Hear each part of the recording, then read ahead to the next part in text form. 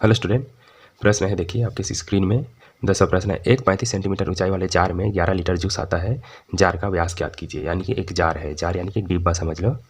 ठीक है, इस तरह से एक डिब्बा है और इसमें जो है इसकी ऊंचाई बता दिया। ठीक है, यहाँ से यहाँ तक की ऊंचाई जो है बता दिया है 35 सेंटीमीटर और इसमें जो है 11 लीटर जूस आता है। जूस क्या है, इसका आयतन है। ठीक है, तो चलिए इसमें लिख लेते हैं। दिया है ऊंचाई दिया। ठीक है, जार यानी कि बेलन, जार को हम बेलन भी कहेंगे। ठीक है, बेलन की ऊंचाई, बेलन की ऊंचाई दिया है 35 सेंटीमीटर। बेलन की ऊंचाई 35 सेंटीमीटर दिया है और इसका जो है बेलन का आयतन भी दे दिया है। ठीक है, जो लीटर दिया है ना जूस, वही इसका आयतन है। ठीक है, तो जार का आयतन, जार यानी कि बेलन ही समझ लेना। ठीक है, का आयतन हो जाएगा 11 लीटर। ठीक है, एक हिंट भी दिया है देखिए, 1 लीटर बराबर 1000 घन सेंटीमीटर। तो 11 बराबर क्या हो जाएगा, इसको जो 11,000 हो जाएगा। ठीक है, 1000 से इसे गुना करेंगे तो एक जो है घन सेंटीमीटर कहलाएगा, यानी कि 11,000 घन सेंटीमीटर इसका आयतन है। ठीक है, यहाँ पर तो 11 लीटर जूस दिया है, लेकिन हिंट में दे दिया कोष्टक में 1 लीटर बराबर 1000, तो 11 लीटर बराबर 11,000 हो जाएगा। अब हमें जार का व्यास ज्ञात करना है। जार का व्यास यानी कि हमें आर का मान निकालना होगा। ठीक है, आर त्रिज्या का मान, और व्यास बराबर क्या होता है, व्यास बराबर ना 2 गुना त्रिज्या होता है। ठीक है, यानी कि जो भी आर का मान आएगा उसको 2 से गुना कर देंगे। चलिए इतना हो गया। अब हम क्या करेंगे, इसका जो है आयतन वाला सूत्र लगा देते हैं। ठीक है, तो आयतन वाले सूत्र से जो है इसका मान मिल जाएगा। ठीक है,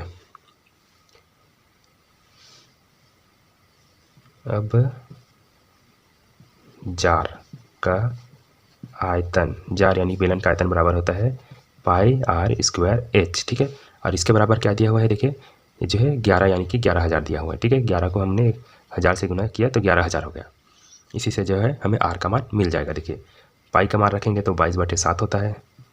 आर का मान हमें निकालना है तो आर का वर्ग रहने दीजिए। एच का मान देखिए, एच का मान जो है 35 दिया हुआ है, रख दिए, और इधर जो है 11,000।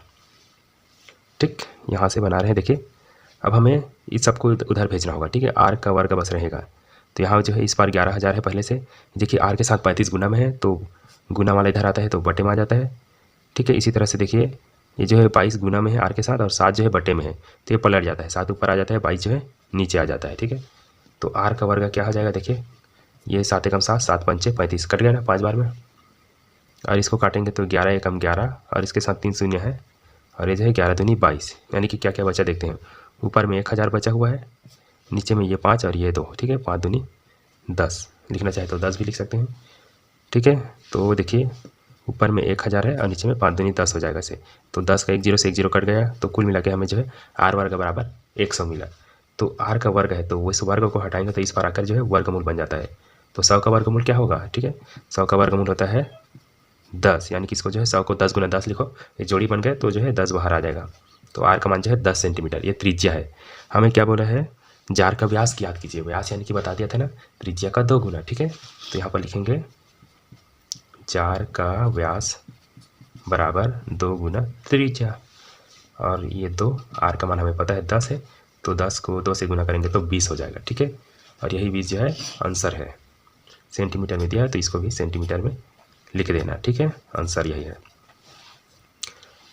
बन गया, आसान है, सरल है, आप लोग भी बना कर देखिएगा। अच्छा लगता होगा तो लाइक कर देना, सब्सक्राइब नहीं किए होंगे तो सब्सक्राइब करके ज़रूर जाना। मिलते हैं इसके अगले प्रश्न के साथ।